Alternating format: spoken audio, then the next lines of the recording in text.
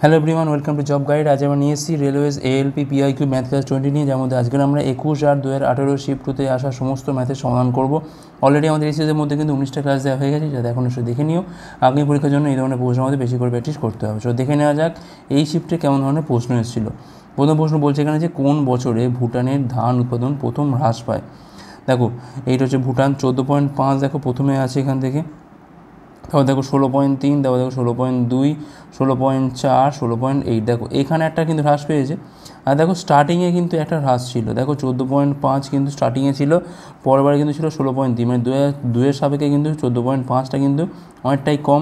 তাহলে প্রথম যেটা হচ্ছে, প্রথম হ্রাস পাচ্ছে কিন্তু 2001-এই কিন্তু সবথেকে কম হচ্ছে, তারপর কিন্তু বাড়ছে, আবার 2003-এ কিন্তু আবার একটা হ্রাস পাচ্ছে। এটা কিন্তু সেকেন্ড টাইম, এটা হচ্ছে ফার্স্ট টাইম। 2001 হচ্ছে অ্যান্সার।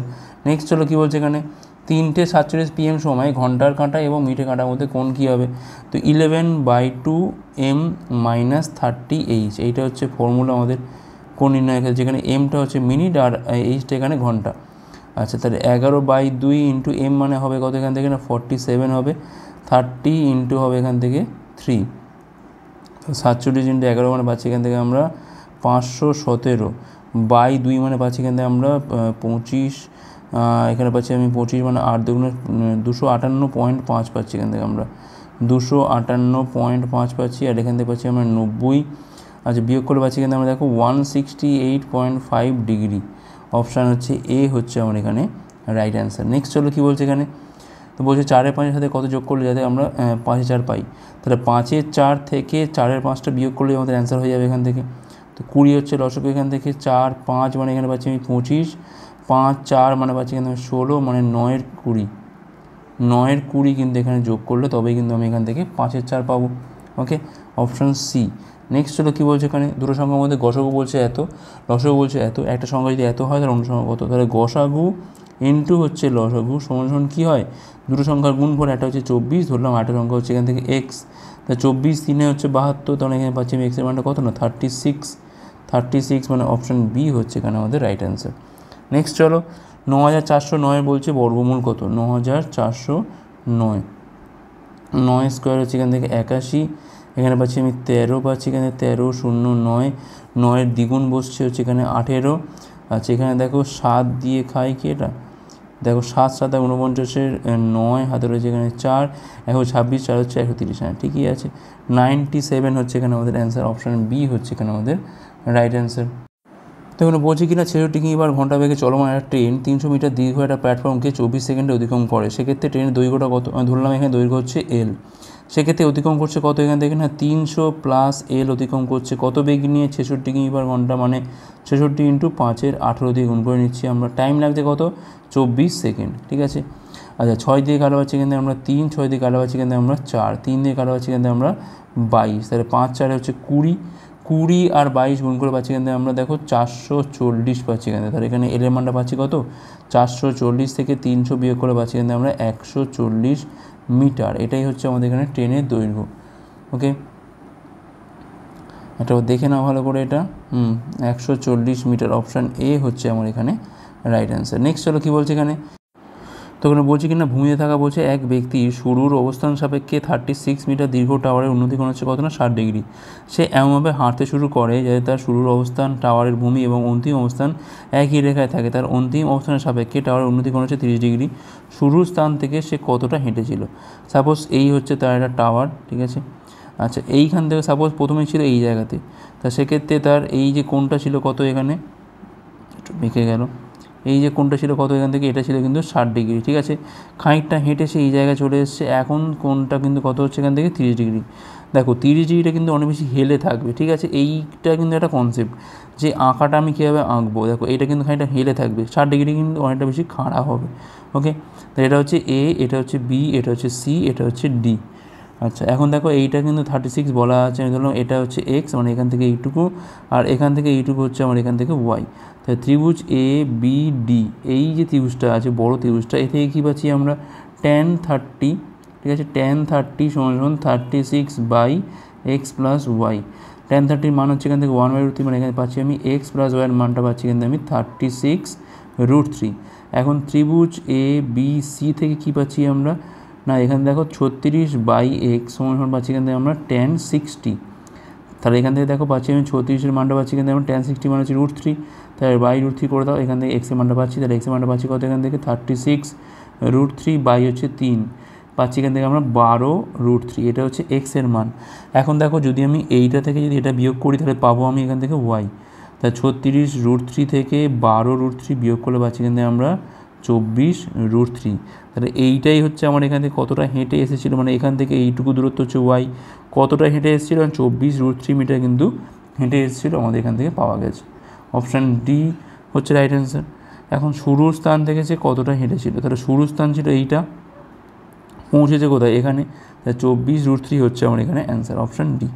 নেক্সট হলো কী বলছে এখানে, তখন বলছি কিন্তু 5 মিটার একটা উঁচু প্ল্যাটফর্ম থেকে টাওয়ার উন্নতি কোণ বলছে কত না 30 ডিগ্রি। যদি টাওয়ার উচ্চতা 45 মিটার হয় সেক্ষেত্রে টাওয়ার থেকে কত দূরে প্ল্যাটফর্মটা অবস্থিত।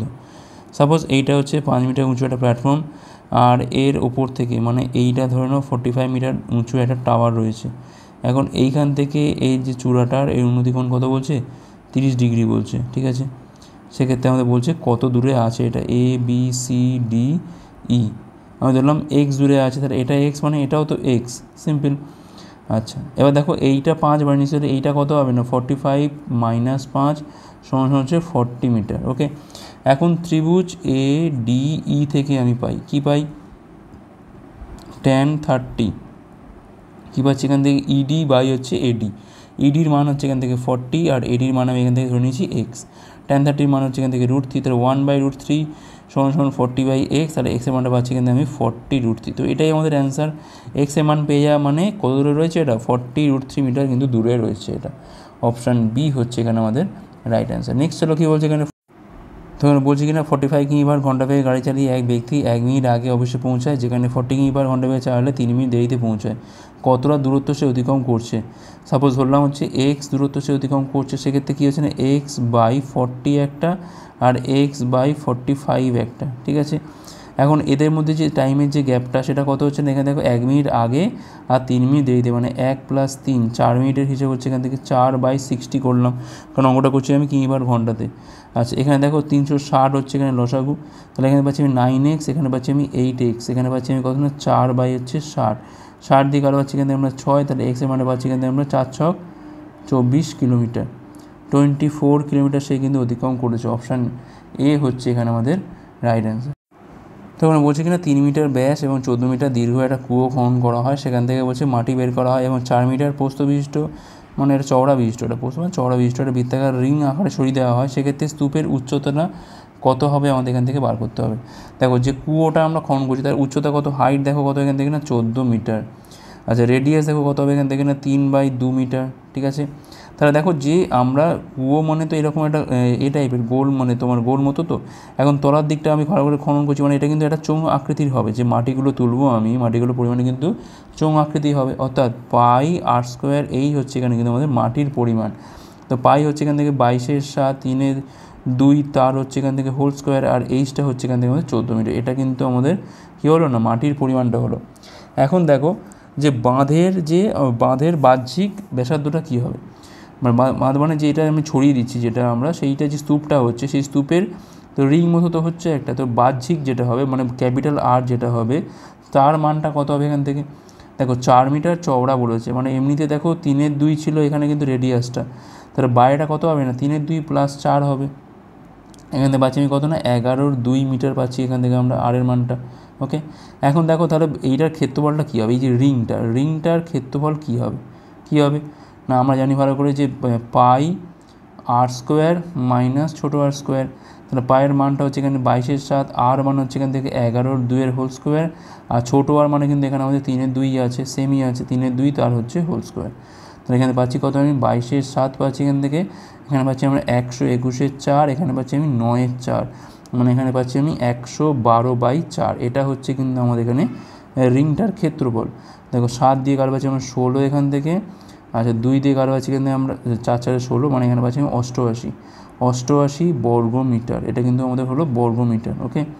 এখন দেখো এইটা হচ্ছে আমাদের এখান থেকে কী হচ্ছে, আচ্ছা এইখান থেকে একটা কাটাকুটি করে নিই, এটা দেখো 22/7 ইন্টু হচ্ছে এখান থেকে 9/4 ইন্টু হচ্ছে এখান থেকে 14, 7 দুগুণে 14, 2 দিকে হচ্ছে 2, এবার হচ্ছে 11 মানে 99। তাহলে এইটা হচ্ছে আয়তন, এটা হচ্ছে ক্ষেত্রফল। তাহলে আমি এখান থেকে দরকার আমার উচ্চতা কত হবে, উচ্চতা কী হবে না আয়তন বাই হচ্ছে ক্ষেত্রফল করলে আমাদের এখান থেকে আমি পেয়ে যাবো উচ্চতাটা।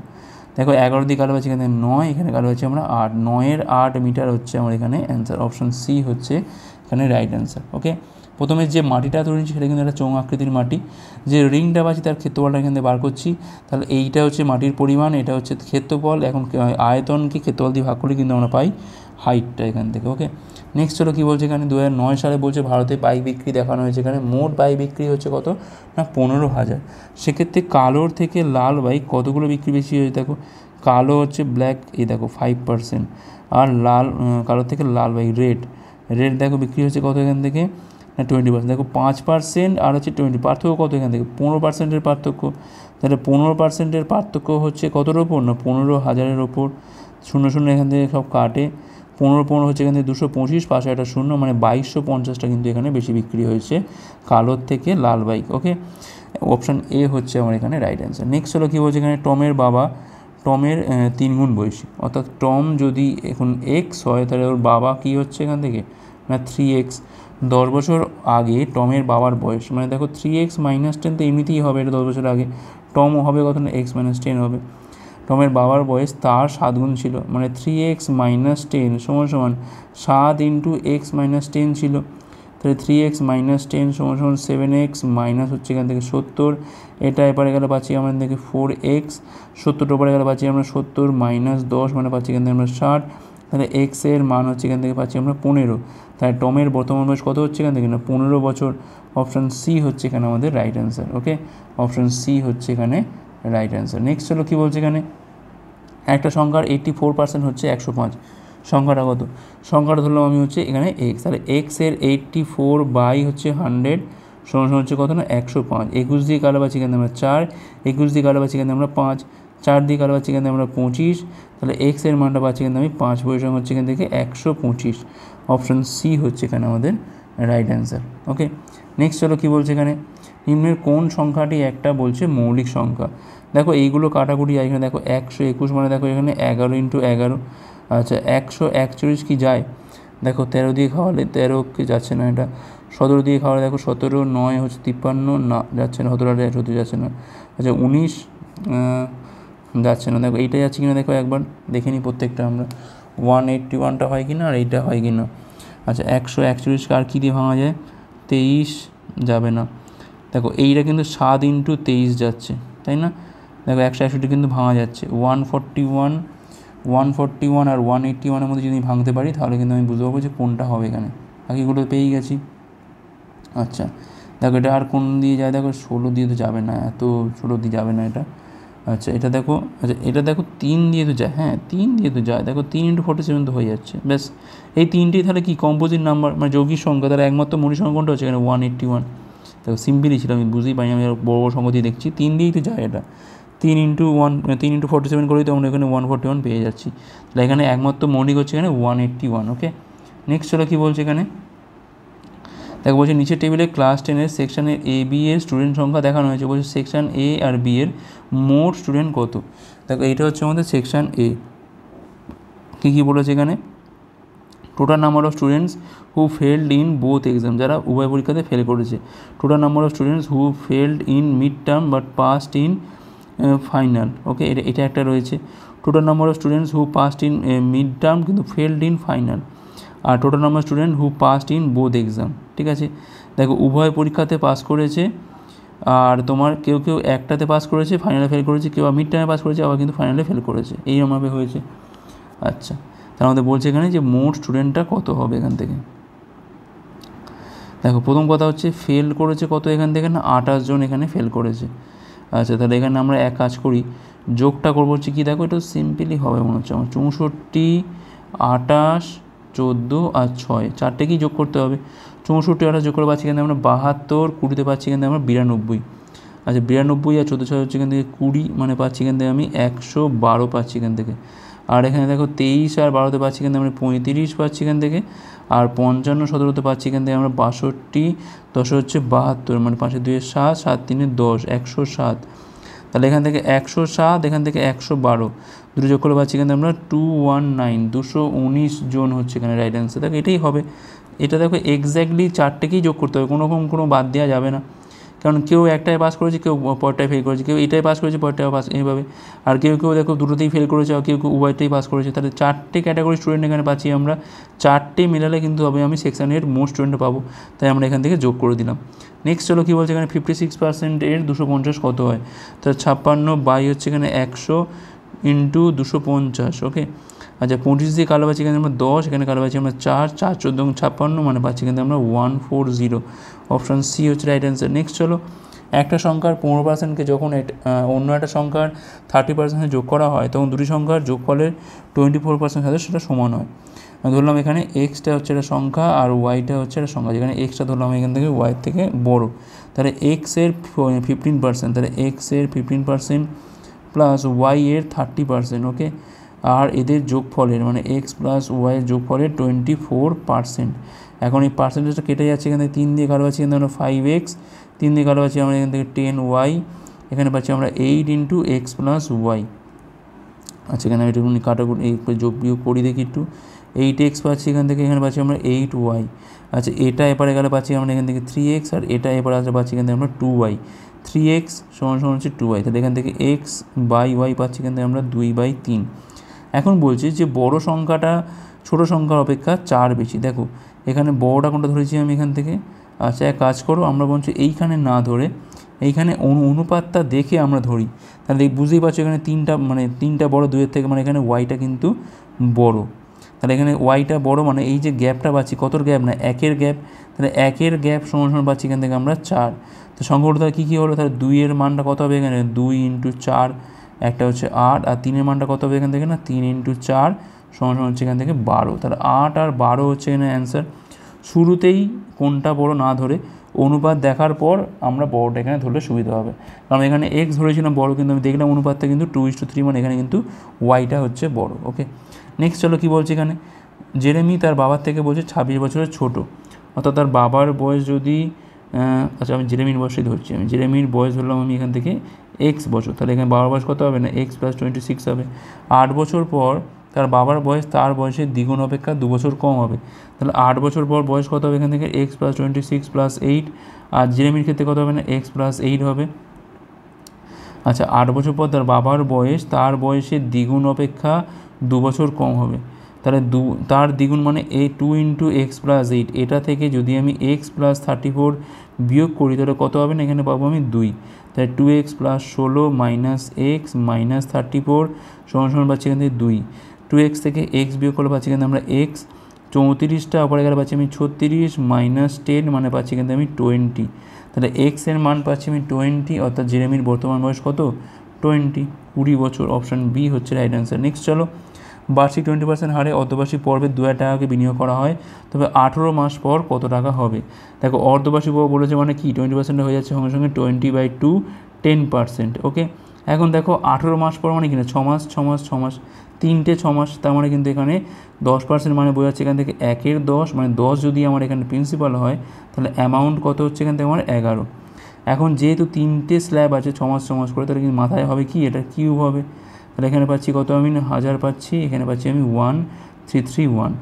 এখন দেখো এই 1000-এর মানটা এখানে দেওয়া আছে কত না 2000, তাহলে এখানে 1-এর মানটা দেওয়া আছে কত না 2, আমার লাগবে হচ্ছে 1331-এর মানটা কত হবে 2 ইন্টু 1331, মানে পাচ্ছি এখান থেকে আমি 2662 হচ্ছে এখানে আমাদের রাইট অ্যান্সার। অপশান বি হচ্ছে আমার এখানে রাইট অ্যান্সার। আশা করি বোঝা গেছে।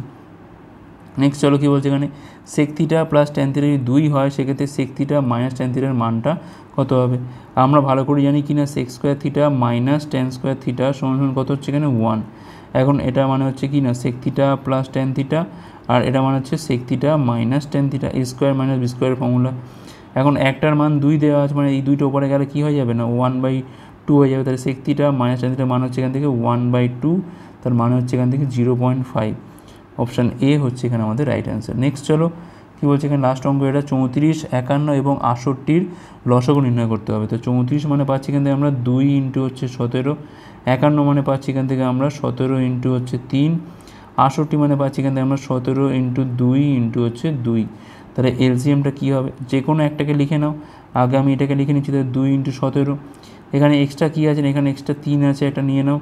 আর এখানে এক্সট্রা একটা 2 রয়েছে, তাহলে 3 দুগুণে 6, দুগুণে হচ্ছে 12, 17 × 12 মানে পাচ্ছি কিন্তু আমি 7 × 84, 4, আর হচ্ছে 8, 12কে 12টা 20, 204 হচ্ছে এখানে আমাদের অ্যান্সার। অপশান বি হচ্ছে এখানে আমাদের রাইট অ্যান্সার।